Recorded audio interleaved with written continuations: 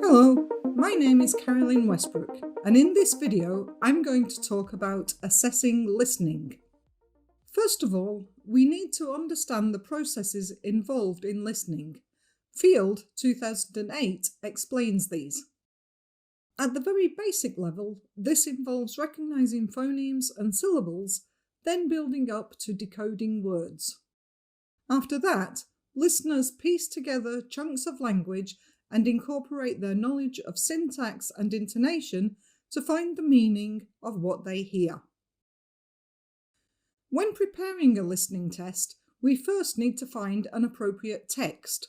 Coursebooks may include listening tests or audio files that we can use. However, if we have to find our own materials, we can look on the internet or make our own. Many smartphones have a recording facility, which makes it easy to record our own texts. And the advantage of that is we can target them to the level of our students. Next, we need appropriate tasks to check our students' listening skills, so we must consider the different types of listening and decide which we want to assess. There are several different types of listening.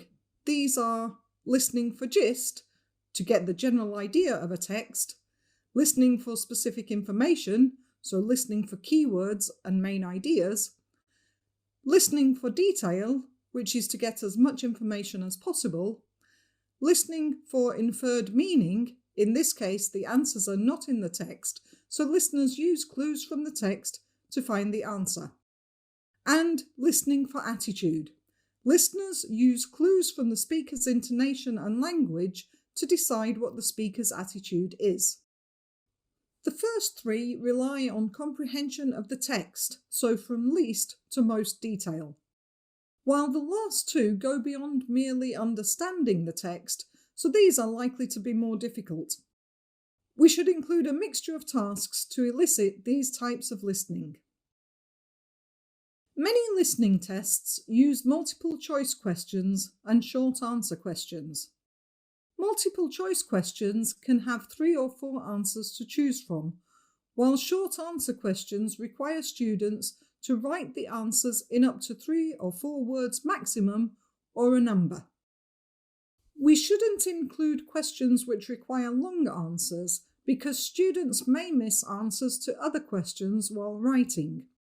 Also, their writing skills may not be good enough to answer the question, so we may end up assessing their writing skills rather than their listening skills.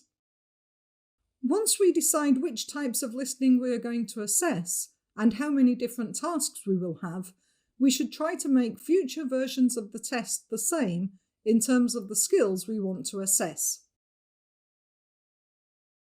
Finally, our top tip is: don't ask any questions right at the beginning of the test, so students can get used to the speaker's accent.